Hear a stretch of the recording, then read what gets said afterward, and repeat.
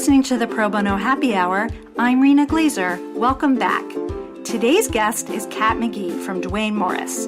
Kat spoke with us from Philadelphia, and we discussed her career and role at the firm, her work representing medical patients, survivors of domestic violence and sex trafficking, what motivates and inspires her, and more.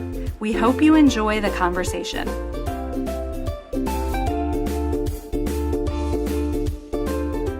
Kat, welcome and thanks for joining us today. Thank you for having me. A few weeks ago, we had Valentine Brown on the show, and we're excited to talk more about pro bono at Duane Morris. Let's jump right in. First, could you tell us a little bit about your background? In other words, tell us about you. Sure. So I'm originally from the D.C. suburbs as well, as I know Valentine mentioned. I grew up a couple suburbs out from where she grew up, actually. So in a pretty diverse socioeconomically, education, racially community, daughter of educators, very strong feminist home, raised to be whoever I wanted to be. And then I moved down south and I went to college at Vanderbilt University and did law school at University of Alabama. Okay, so I really want to know, how did you get to Tuscaloosa? Sure. It's a kind of winding tale with involving my own prejudices. But so I was already down south in Nashville for college when I decided I wanted to go to law school. I decided I wanted to stay in the South and practice rural poverty, social justice, civil rights law. I did my first year of law school at University of Florida, which was wonderful. And I was hoping to do a women's studies master's as well, and that program wasn't really as developed when I was there, so I decided to transfer to Tuscaloosa, to University of Alabama, where they had a certificate in public interest law and where I got to intern at the Southern Poverty Law Center. So I ended up there to be able to do more public interest law, which I guess is apropos for our conversation today. Absolutely. So we're going to drill down more, obviously, into that. But I want to pause and sort of give a roll tide because I grew up in Alabama. So really? I didn't know that. Yes. I grew Where up in about? Birmingham, Alabama. And I did, the summer before my senior year of college, I did an internship with the ACLU in Montgomery, and that sort of sealed the deal for me. But it's funny that you say that because it is a cocktail party game of mine when I like to torture people to sort of be like, well, guess, where do you think I grew up? And we pretty much end the game before anyone ever gets to Alabama. So. Well, now living in Philadelphia, most people can't believe that I spent time in the deep South. And I would say until I visited and spent time in Birmingham, I had probably some of the same notions of what the South is or was. And then when I visited, realized that I was judging people and places prematurely as well. And I absolutely love my time in Alabama and Tuscaloosa and Montgomery and have fantastic fast friends from my time there and try to go back at least every other year, if not more frequently, for a football game, et cetera, et cetera. I was just in southern Alabama this summer. That's amazing. I do admit I still call my brother Bubba, so there's that. But he's Bub to me. True Southernism. Yeah, exactly. He does not call me Sissy, so it's definitely a one-way street. Well, my sister calls me Sissy, even though our Southern roots are, Virginia. Yeah. So not as far as the South, but my sister does call me Sissy and always has. So you mentioned earlier your passion for social justice and that you were going to become a lawyer. So what else? What do you think factored into your decision to become a lawyer? Well, I actually was thinking about this before our call today. And when I went to college, I did not want to be a lawyer. I had tried what is now pretty well known as teen court. I volunteered with the local teen court in Montgomery County, Maryland. as a sophomore and junior, I believe, in high school, and had decided I did not want to be a lawyer. I knew I wanted to do something to help people. That was very much a part of my childhood and with my family, but I did not want to be a lawyer. So I went to college, and while I was there, I was a women's studies and poli-sci major, and I volunteered with a really awesome program in Nashville helping survivors of trafficking and commercial sexual exploitation and domestic violence, and got involved in the community. And through that work, and a really influential professor of mine there ended up doing a community learning program with the legal aid of Middle Tennessee in the Upper Cumberland, working as a court advocate for domestic violence survivors who were seeking protection from abuse orders.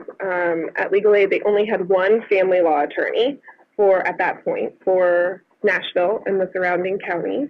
And so they had social workers and students that came in to help people, maybe some of the less contentious PFA petitions. And so I did that the spring of my junior year for credit, and then ended up doing it the rest of my time in college because I loved it so much. But that's when I decided to go to law school, because I was helping these primarily women and found it really meaningful.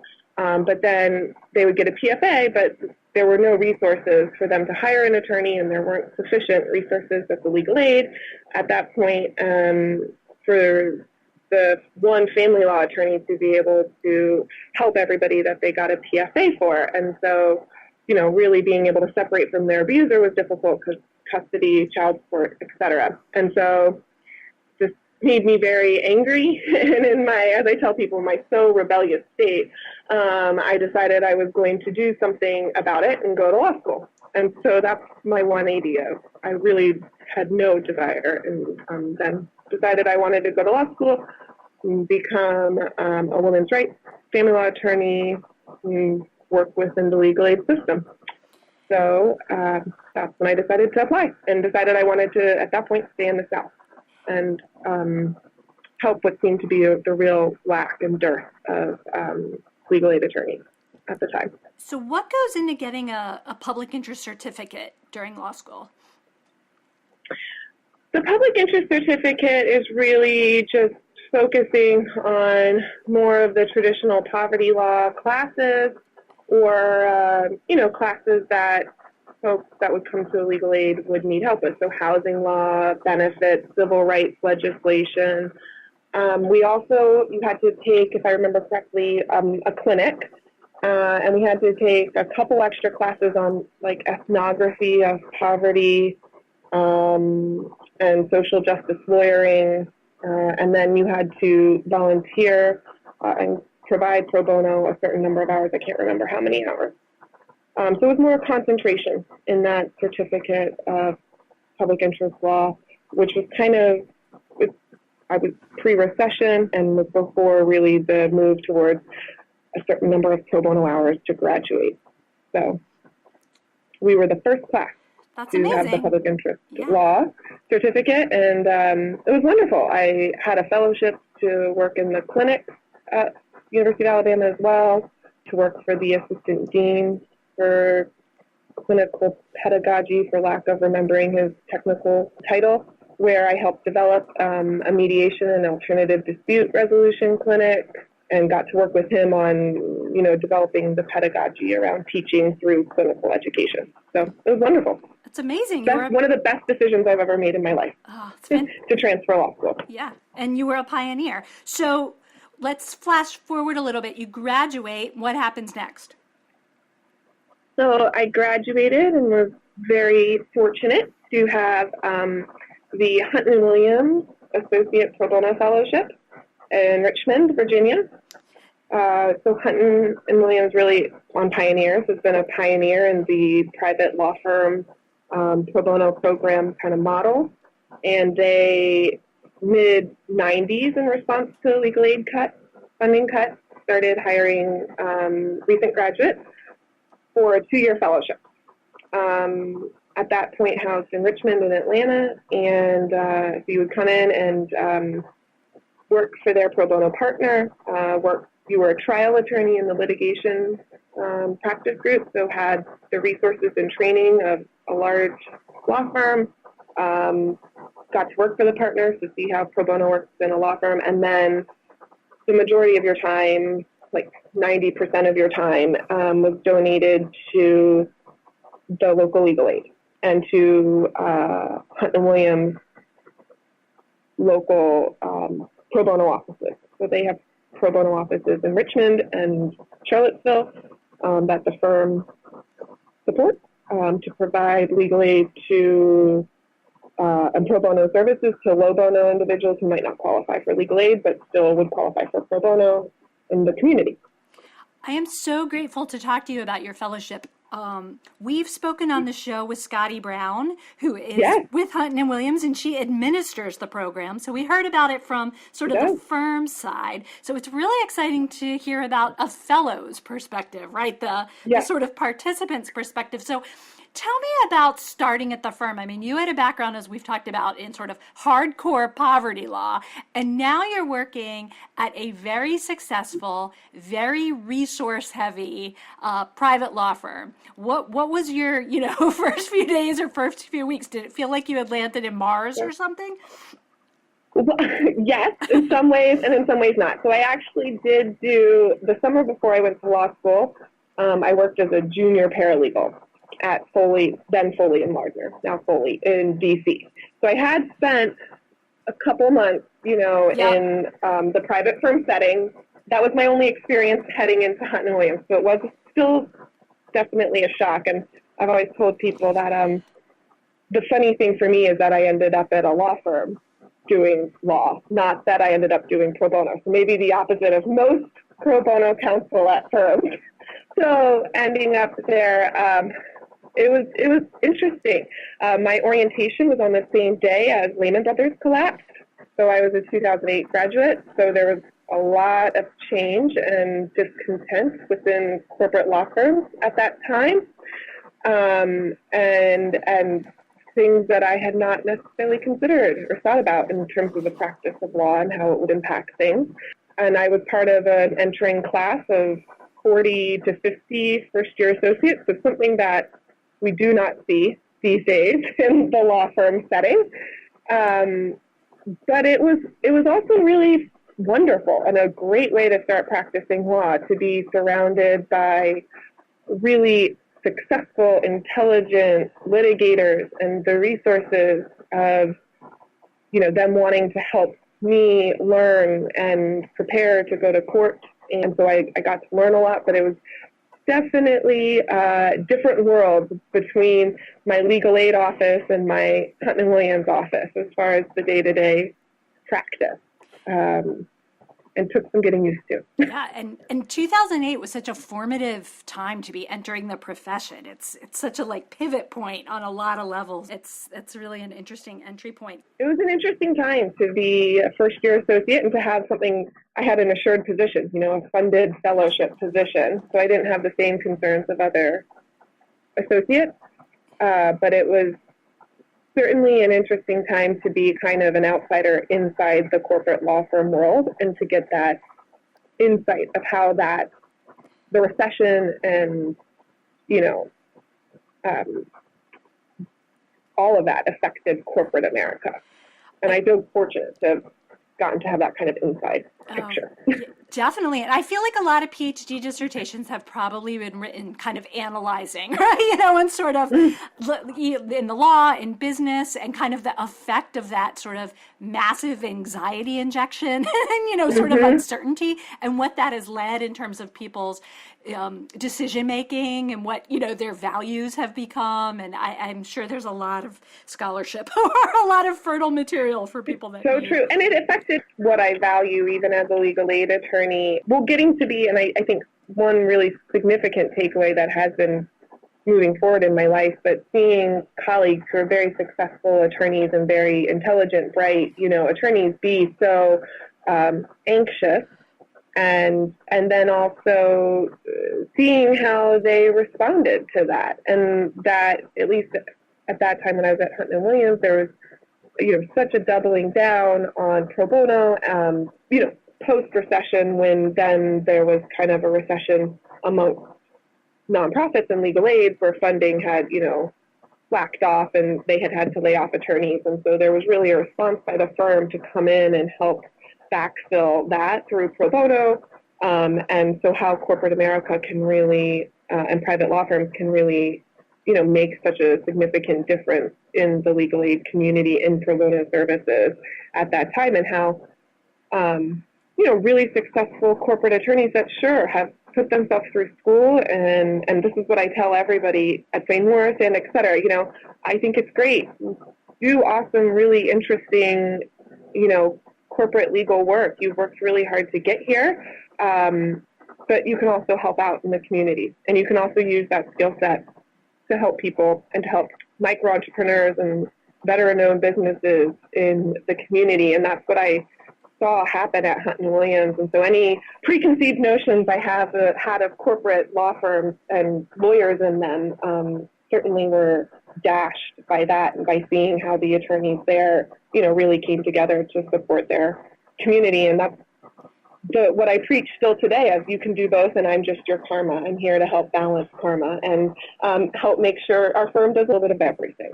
I really appreciate that observation, because it shows that we don't have to be so siloed, right? That you don't have to be, sort of only a poverty law, focused lawyer working in a nonprofit or public interest setting, but that the private bar and law firms can be very involved and do a lot of good. And you see, sort of even in law schools now, that people can be part of the public interest crowd, but they can also be headed to private practice, and that we don't have to be super divided and siloed, but that it can be fluid, and that when we work together, we can achieve more. So I think that's a really important point. Let's flash forward a bit and tell us how you got to Duane Morris. Sure. So after my fellowship, I had a job in D.C. at the National Law Center on Homelessness and Poverty as their pro bono coordinator. And then my family obligations brought me to Philadelphia. So I left that position middle of the recession, moved to Philadelphia, resat for the bar because I'd only been practicing 3 years at that point, and worked with some of our local legal aids here in Philadelphia to get to know the public interest community while I waited for my bar results. And then through old-fashioned networking, going back to the University of Alabama connection, during that time period, I reached out to, at that point, the only other University of Alabama Law School grad in the city here, who happened to be then and still is a corporate securities partner here at Duane Morris. And I introduced myself, and I said, we don't necessarily practice in the same area, but I'm, seeking to just get to know the legal community in the city. Can we have coffee?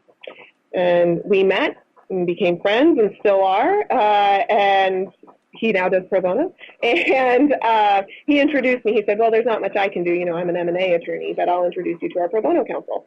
And I met our former pro bono counsel here at the firm. And about 4 to 6 months later, she contacted me and said, I'm pitching hiring a second attorney for the pro bono position. Would you be interested? I said, yes, most definitely. And so I was offered the job. That's amazing. So very traditional networking. Yeah, that's amazing. And we'll send this to the alumni office because that's a Please great do. story. Well done. That's amazing. So how do you spend your time? Tell us what you do in your role and a little kind of breakdown of your roles, responsibilities, and how you spend a day, a week, a month, a year. Wow. Okay, that's a lot. Yep. So I am the one attorney at Duane Morris that 100% of her time is donated to pro bono and public interest work. I know from the podcast with Valentine, she described how we have her. She's our pro bono partner, and she splits her time with her immigration practice and then chairing our pro bono committee and leading the pro bono program here. And we have a social worker as well, Casey Obenchain, who works with us. So in my role, I would say my goal this year is that I will spend about 60% of my time managing the pro bono practice and 40% of my time practicing law, poverty law. I'd say right now I'm at about 70-30, which is where I was last year. And each year I challenge myself to try to, interweave more substantive practice, both because I think it's important to practice what you preach. And also as I'm entering my 9th year of practice now, so as a still somewhat young attorney, I like to think I'm still a young attorney in some ways, I think it's important to keep developing and keep growing and keep practicing. So that's kind of the very basic breakdown is and how I spend a day depends on the time of year, whether we're in the fall when we have a lot of pro bono management obligations, the firm's annual meeting and presenting to all of the firm leadership about what we're doing and our goals for the next year, as well as, managing clinics with ABA Pro Bono Month, or we will have this November our 3rd annual Veterans Week of Service, which is our firm's, annual big pro bono effort, strategic, 1 day or 1 week effort. And so there's a lot of, management and preparation and planning that goes into that part of the year. Otherwise, my days are spent between helping people, advising people on their cases, performing risk management, bringing cases into the firm, liaising with nonprofits. As I tell people, I do business development too. It's just different with different people. But, getting to know communities, figuring out what the niches are where we can make a difference in our community and help provide access to justice. Making sure cases are appropriate for pro bono representation and practicing. And I try to make sure I do some sort of practice with my clients every day because it feeds my soul. So that's amazing. Let's talk about your substantive practice. What areas of poverty law do you practice in?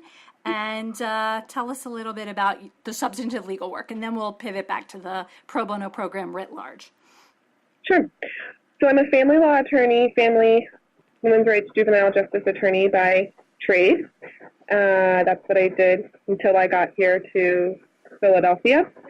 And I still practice dependency law with the Support Center for Child Advocates here in Philadelphia and handle dependency cases as well as some family law cases when they are impacting somebody's or would impact somebody's immigration status. I think one of the great things we can do as a law firm is that we aren't, hampered by some of the constrictions of our legal aid agencies, and so we can provide holistic legal services, which has really been my goal ever since college and legal aid, was to be able to provide holistic representation, and so that we can do both.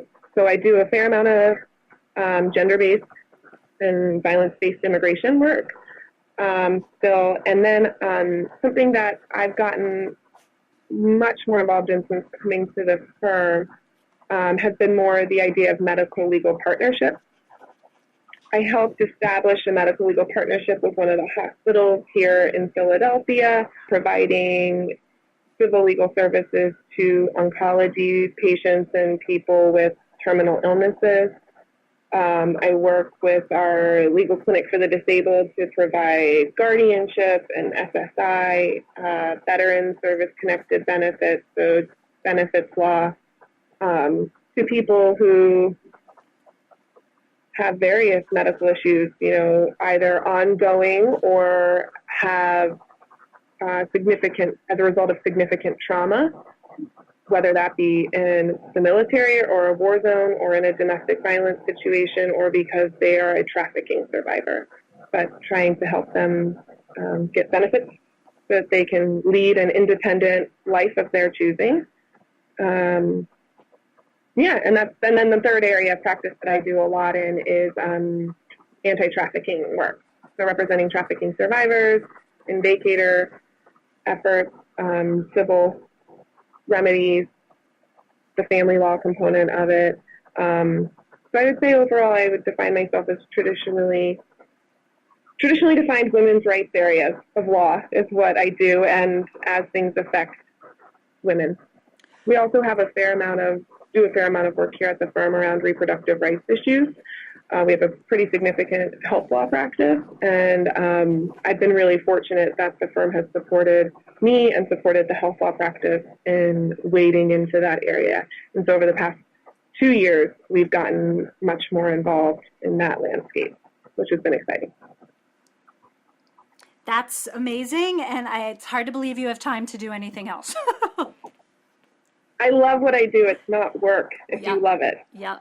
It's amazing how you have kind of endless capacity when you love what you do. It just, as you said, fuels your soul, and that just makes for a totally different outlook. So your team has done amazing things with the firm's pro bono program. You are amazingly energetic and creative. What do you think has been key to your success? I think the key to our success has been a couple things. One of which being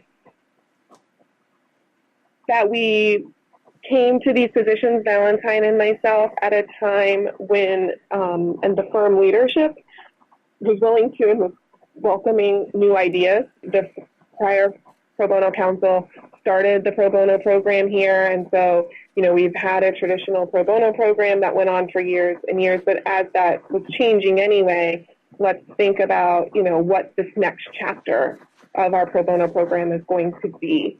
And so we were fortunate to have leadership that when we posed a strategic plan to them to kind of bring our firm up to par with other firms where they were now, really grabbed onto that and were excited and willing to support us and give us the resources to do that, and to kind of reimagine.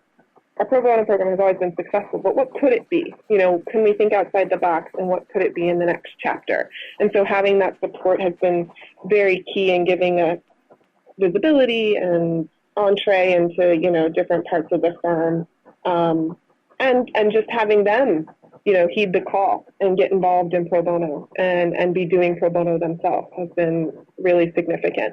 So I think both having some guts and putting a challenge out there for us to make or break. So I think some of it is that we are very entrepreneurial and gutsy, and also we were fortunate to have a leadership that supported us. But I think our pro bono program, I always describe us as entrepreneurial. Valentine's very entrepreneurial. She ran her own firm. I love to solve problems and think of new ideas and new ways to do things and streamline things. And so I don't like to keep doing the same thing over and over again because you get bored. And so I think we're very entrepreneurial, and we're willing to try new ways of doing things, new ideas, and aren't hampered maybe by the usual fear that is characteristic of some attorneys. Yeah, of course. What's your best strategy or strategies, because I'm not sure there's one right answer, for getting an attorney at the firm who hasn't done pro bono before to get into it? It's funny you should ask that, because I know Valentine talked about kind of her role in the program, and I don't know if she tipped you off versus my role, but that's probably one of my favorite parts of my job. I'm a people person. I love talking to people. I love getting to know people, their ins and outs, their quirks, what they can bring to the table and provide, how we can work together. And so for me, I have really made it an effort to get to know all of our attorneys, get to know them when they join the firm. We do an orientation for every attorney that joins the firm, where we really talk to them about their practice, who they are, what they care about. And so for me, that attorney that's never done pro bono, I want to just get to know them. Who are you? Because you have this area of law that you're passionate about, but you also have another part of your life. And how can we marry those two? How can we, make that practice more robust, perhaps by bringing in these other aspects of your life that you care about? So whether it be, I coach my son's little league team and I don't have time to do other things. Well, maybe there's something around youth sports, that could be pro bono if that's something you really care about. Or my wife has this side business, making granola. I'm thinking of one of the partners on our pro bono committee. And, that takes up a lot of our time. Well, he's a corporate partner and, entrepreneurial businesses are something he really loves supporting. So, figuring out a that scratches their itch if they're going to be giving of their extra time and marrying those two. So I spend a lot of time doing that, and it's one of my favorite parts of my job. Fantastic. You get to feed other people's souls, right? Help them feed their own soul. So exactly. And then when you talk to them later and they tell you about their case or their client and how they've gotten to know them, it just comes back to you full fold. So that's one of your favorite parts of your job. What else do you enjoy about your work leading the firm's pro bono program? Yeah, so one of the other things I appreciate being here at Duane Morris and working with Valentine is, like I said, that entrepreneurial spirit. So, I've been blessed and fortunate that they've allowed me to go out and get to know the communities that we have offices in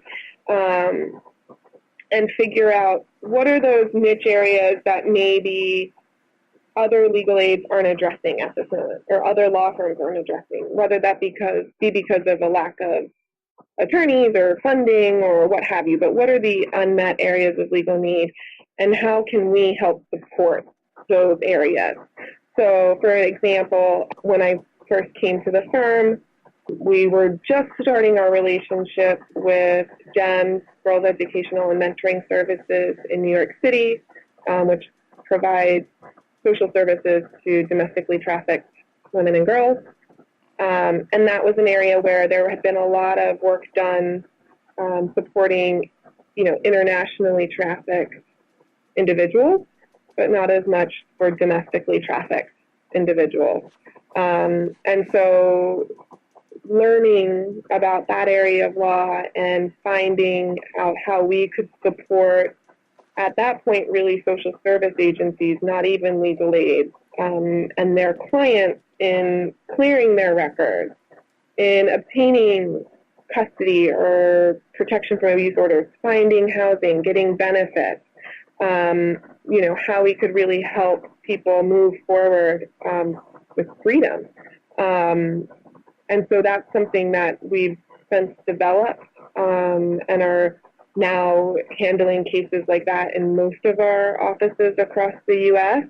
And have gotten really involved in. And so finding those niche areas where we can make a difference is something I really enjoy. Another area where we've done that has been on discharge upgrades for veterans. Kat, let's take a moment and look at the other side of the coin. What are your greatest challenges? Getting partners who have, just completely honestly, the same challenge we all face, getting partners who have never done pro bono to do pro bono. One of our challenges this year, so each year, we had, as Valentine talked about in her podcast, we posed a strategic plan when she and I took over these positions to the firm to double our pro bono hours and increase our participation to 100% participation. And the plan we posed as a 5-year plan so that we could be successful. We thought that was an incremental step, and then we achieved the full plan in 2 years. So after the first year, we scaled it down to a 3-year plan, and then we met the goals last year. So this year, we challenged ourselves again to provide even more pro bono services and to really meet 100% participation. Previously, we had said we wanted 50% of attorneys doing over 50 hours. And so this year our challenge has been that, tough wicket of partners who've practiced a long time and are very, very charitable and serve on many boards, but maybe have not engaged in pro bono service before, figuring out how to engage them. So in a recent pro bono newsletter, you included a quote from Muhammad Ali, and I love this quote. "Don't count the days make the days count. And it immediately reminded me of sort of a parallel with pro bono. Don't count the hours, make the hours count. What does the quote mean to you, and what inspires and motivates you? I think it's certainly a quote that Valentine and I, since finding it, have really inspired to live by it. And you'll see we've put it in a lot of our pro bono materials. And what it means to me is you get one shot, and what are you doing to support your community? What are you doing to make your community better than how you found it? Perhaps it all comes back to my years as a Girl Scout. But, what are you doing to help other people? Like I said, I'm very much a people person. I very strongly believe we all have different skills, abilities, and gifts to offer. And so I've always approached my practice of law since legal aid of I have been fortunate and I have this education that I can help provide to you, but there are other things that I know nothing about and have no gifts in, and it's how can we work together to achieve great things for our community and for each other. And I love, that teamwork. And so that's what that quote means to me is we get one shot, what are we doing with it, And on the hours, it does have a correlation to don't count the hours, make the hours count. And I think, how that involves pro bono, starting pro bono early in your career, making sure it's involved and really talking to associates and getting associates involved in something meaningful to them from the beginning. They will keep coming back. Same thing for a partner, though. We hit 75, 80% participation last year among our attorneys. And, so this year we're focusing on that 20%. But everybody who's done pro bono before comes back. Once you give them one case, they want to come back. And they learn how to work more efficiently or how to weave this additional case into their caseload just like they would another, paying case, and learn to make it work. And so I think that's what it means to us is, like I said, balance, do both, and figure out how to make your time matter. I really like the quote too, and I'm sure producer Misha, who I'm here with, who is our communications rock star, will be using it, and we will give you all full credit as the originators. Well, Muhammad Ali gets the credit. Exactly, but also you as the finder. But it went with each year as part of our effort to really raise the visibility of pro bono within the firm and raise the activities of the pro bono program externally, because I know with our firm for a while, and I think with so many other firms in corporate America, we're all doing phenomenal work in our communities. Our partners, our associates, our staff members, we're all very involved in our communities. I think Valentine mentioned, Duane Morris has historic roots as a Quaker firm, and it still influences aspects of the firm, even though we're not a Quaker firm anymore, but aspects of the firm culture. And I would say one of those things is that Duane Morris is very, very involved in our community, both staff and attorneys in pro bono, but also just charitable giving is very involved.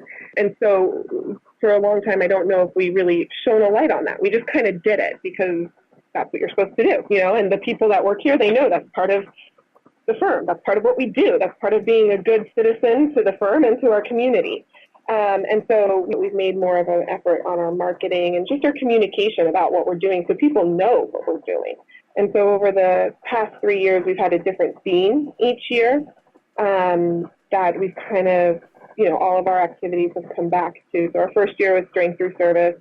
Last year was and equal justice for all, and that's where the Muhammad Ali quote came from. And we were highlighting people throughout the year, people and events that maybe aren't what we always think of as far as equal justice for all, but people who did interesting things in the community and really, made it a part of their lives.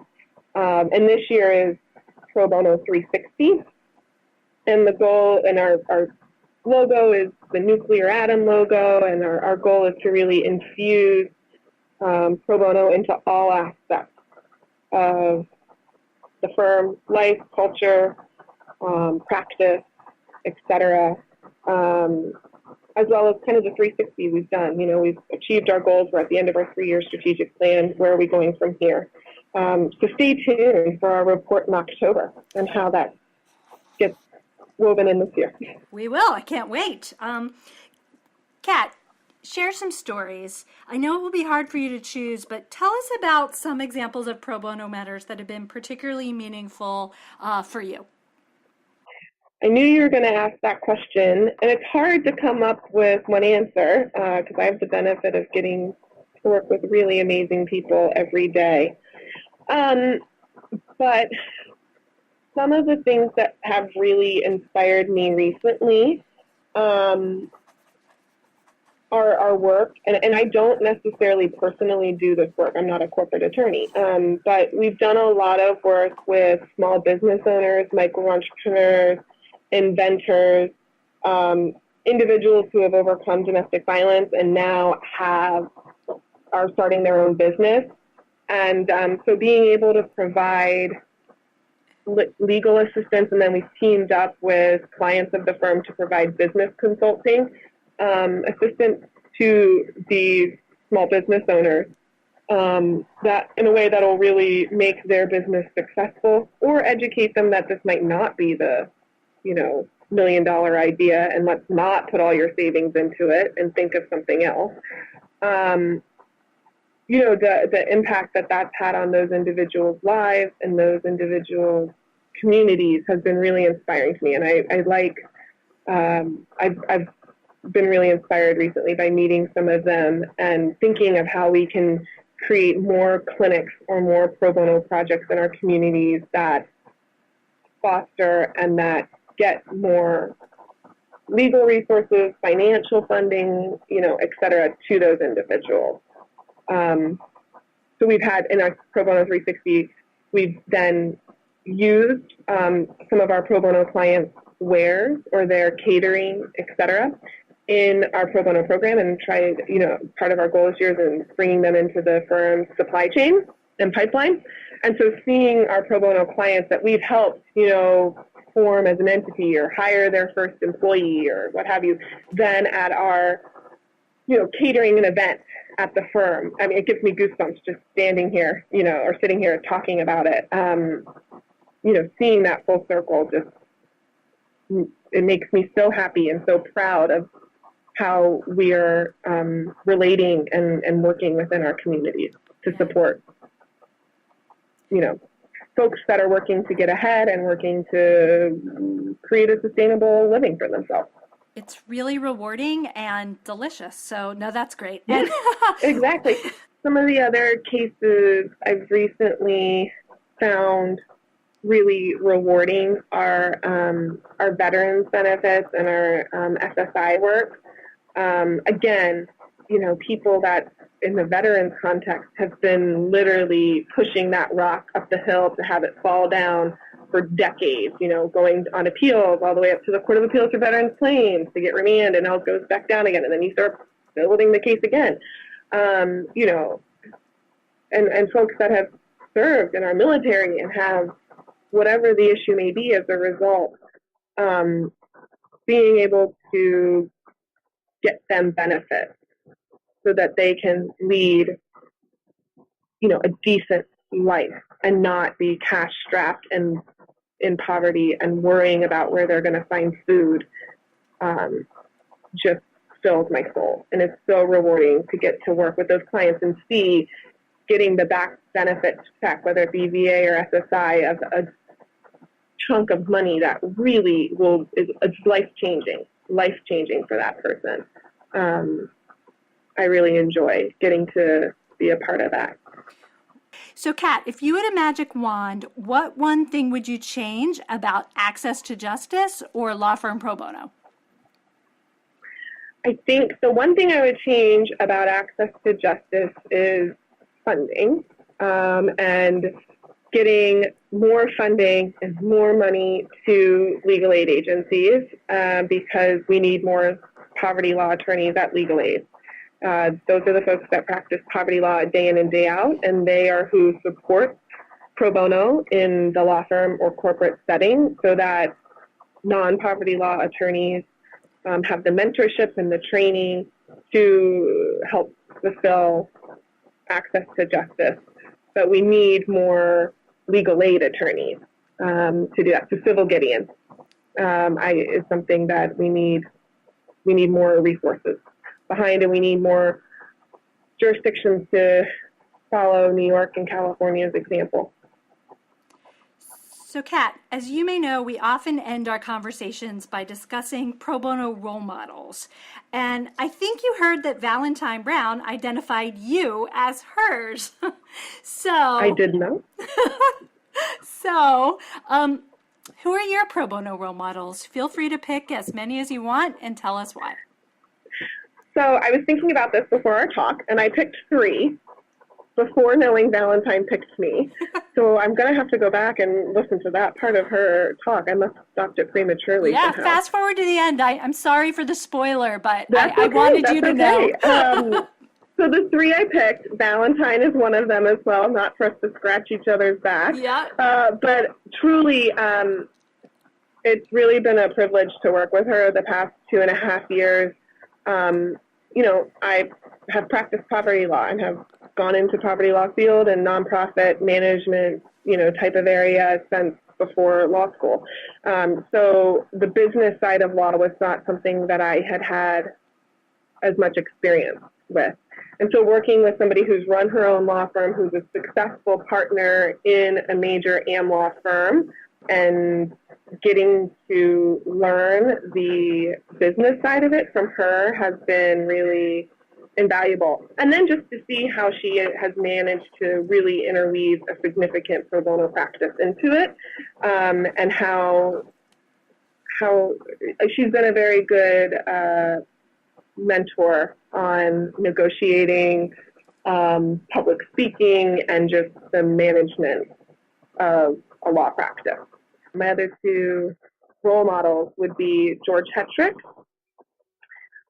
who is the pro bono partner at Hutton Williams, and was really instrumental in the launching of a movement of pro bono practice within a law firm, and the role of law firms in access to justice, and the significant role that they can and need to and should play, as well as his leadership in starting a fellowship in a law firm and a low bono office that stays open late and is open on weekends to help individuals who, we would define as quote unquote the working poor, though I don't like that term at all, to really meaningfully, again, provide access to justice. And so getting to work with him was an honor.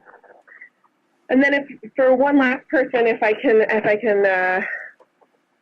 it's appropriate to thank or, highlight another firm, I would say Katharyn Weiss from Lowenstein. I've gotten to know her some over the past 2.5 years that I've been in this role with the firm and had an active, role and connection with PBI and ABCO and et cetera. And I find her to be such a thoughtful, discerning, intelligent, but strong as nails, and does not take no for an answer unless it is not. And I really enjoy listening to her and to her assessment of things, her passion, and just observing her and how she has managed that program. I try to listen whenever she raises her hand because I appreciate what she has to say. I do too. She's one of the most ethical lawyers I've ever met, I think. Yeah, she's amazing. Thank you for sharing all 3. Valentine is fantastic, and listeners can know by checking out her episode. George Hetrick is amazing, and thank you for sharing. He's sort of the ultimate gentleman lawyer and has affected generations of us in his leadership and inspiration and pioneering vision. And as you mentioned, Katharyn Weiss is formidable, and I don't think that's the right word. I don't think any of us have failed to learn from her brilliance and her courage and her vision, and what an asset to the world, to the pro bono community, and what great choices. Kat, thank you so much for talking with me today. It has been so inspiring and such a pleasure. My pleasure. Thank you so much for inviting me.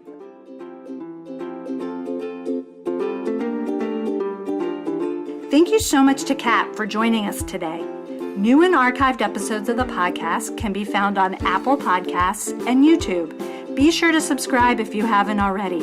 If you're listening on iTunes, or what's now called Apple Podcasts, please take a moment to leave a rating and a review. Leave some stars, write some comments. It's quick and easy to do.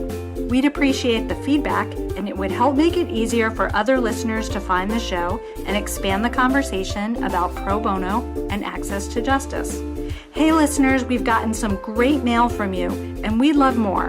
Send your notes and suggestions to probono@probonoinst.org.